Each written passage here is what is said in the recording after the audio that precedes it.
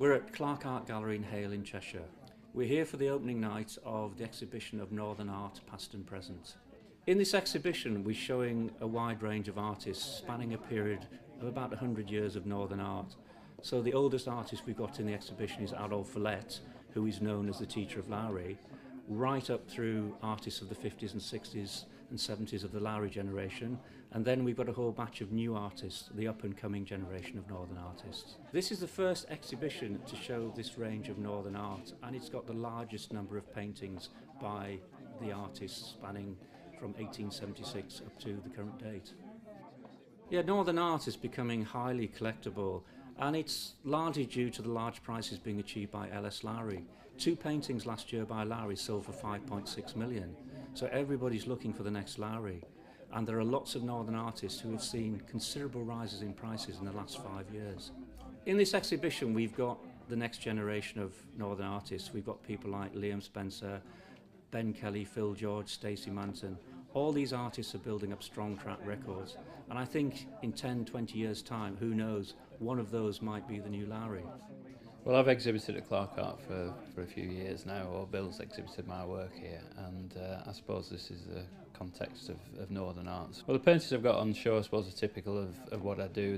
They're urban landscapes, it's Manchester or the surrounding areas, and it's just a contemporary view of that scene.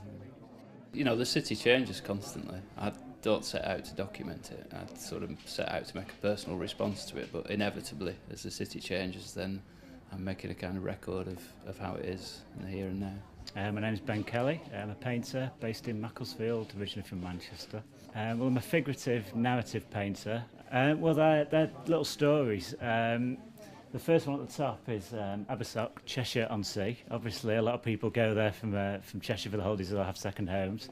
And I just quite like the little sort of stories about sort of walking along the beach, sort of dogs and walkers together. There's always something sort of going on to sort of document, I think, really. Similar with the Urbis one, Football's Coming Home, it's just sort of to document the start of the National Football Museum, being at Urbis. A lot of the paintings that I do of Manchester, it's about sort of consumerism as well, and I always sort of notice the colour bags when I'm out there. Manchester's a sort of city of glass now as well, and sort of consumerism is very, very different, I suppose, to the way Lowry painted it. So just tried to sort of document that and the little stories that appear on, you know, from everyday life, I suppose, really. I love being part of this northern scene, and yeah, I feel really fortunate to be here. And yeah, it's a very exciting times, and Northern art is moving very much up there, and I'm fortunate to be part of it. This is the first time my work's been included in a proper exhibition, and I'm from the northeast, as you can probably tell, and my work is very much rooted in probably my childhood and kind of memories of the past. Well, this soil painting, it's called The Last Gas Lamppost, and it's based on my memory of my childhood. When I was 9, the houses that we lived in, the surrounding houses were being demolished, and I can distinctly remember climbing up the lamppost for the very last time. We always did it anyway, and so really this painting is a celebration of the time when it was kind of, it seemed to be safer for children to play out after dark, and the memories of your kind of childhood and playing out, you know, it's a kind of good shared memory, really. I am exhibiting a few paintings here. I am from Salford. I'm a northern artist.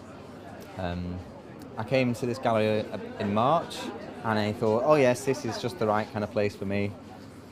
And eventually they agreed. I said, oh yes, you are quite. You're all right, you'll fit in. So this is the big Northern Art Show, so I'm in it. Northern art has moved on considerably from the Lowry Matchstick Men. The current artists are portraying the North as it is today. They're using vivid colours, they're using different techniques.